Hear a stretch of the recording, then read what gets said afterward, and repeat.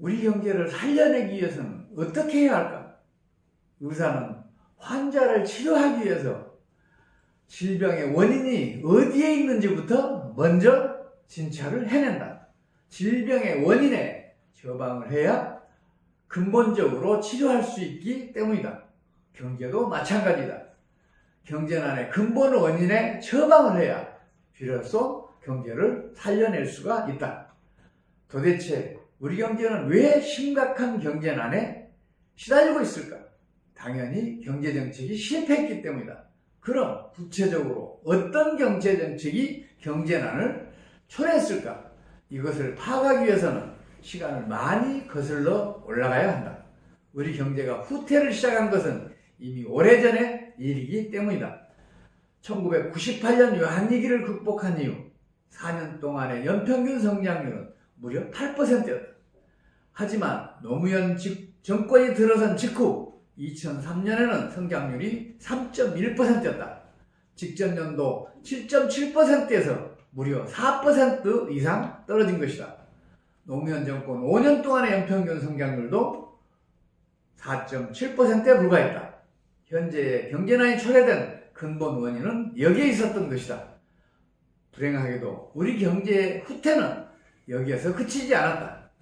이명박 정권이 들어선 직후에는 전년도에 5.8% 성장률에서 3.0%로 뚝 떨어졌다. 5년 동안의 연평균 성장률도 3.3%에 불과했다. 이어진 박근혜 정권에서는 성장률이 더욱 떨어졌다. 집권 4년 동안의 연평균 성장률은 고작 3.0%에 불과했다. 우리 경제의 불행은 여기에서 그친 것만은 아니다. 문재인 정권으로 바뀌어서도 성장률은 계속 떨어지기만 했다. 지난해 2019년에는 성장률이 2%에 겨우 턱걸이었다. 왜 이와 같이 정권이 계속 바뀌어서도 성장률은 계속 떨어지기만 했을까? 당연히 이후 모든 정권들이 실패할 경제정책들을 줄기차게 펼쳤기 때문이다. 한 해의 경제정책만 실패한 것이 아니다. 성장률이 계속 떨어질 수밖에 없는 정책들을 추가로 계속해서 집행했기 때문이다. 그래서 성장률은 계속 떨어질 수밖에 없었다. 구체적으로 어떤 경제정책들이 실패했을까? 노무현 정권에서는 어떤 경제정책이 실패했을까? 이명박 정권과 박근혜 정권에서는 어떤 경제정책이 실패했을까? 현재의 문재인 정권에서는 어떤 정책 실패가 추가되었을까? 어떤 경제정책이 실패했는지를 파악하는 일은 경제 전문가 사회의 영역일까? 아니다. 그들은 경제정책이 실패했다는 사실조차 아직 모른다. 상식적으로 접근하면 어떤 경제정책이 실패했는지 아주 쉽게 파악할 수가 있다. 지금부터 그 얘기를 해보기로 한다. 국가 경제의 성장률이 갑자기 뚝 떨어졌다는 것은 무엇인가 중대한 일이 벌어졌다는 것을 말한다. 이런 중대한 일이 일어나기 전에는 반드시 무엇인가 중대한 원인이 먼저 발생한다는 것이다. 그 중대한 원인은 주요 경제지표만 살펴보더라도 쉽게 파악할 수가 있다. 경제지표 중에서 무엇인가 이미 중대한 변동을 일으켰기 때문에 그것이 원인으로 작동하여 성장률을 떨어뜨린 것이다.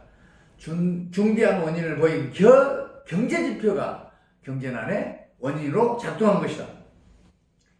이번 시간에는 숫자들이 자꾸만 튀어나왔는데 재미가 없었을지도 모르겠다.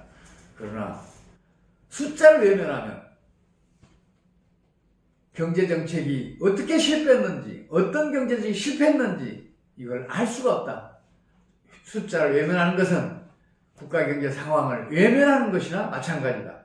지금부터라도 늦지 않았다. 중요한 경제지표의 숫자라도 우리 모두 관심을 가져야 한다.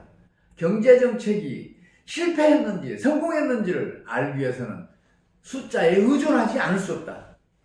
그래야 경제를 살려낼 길도 비로소 열릴 수가 있다.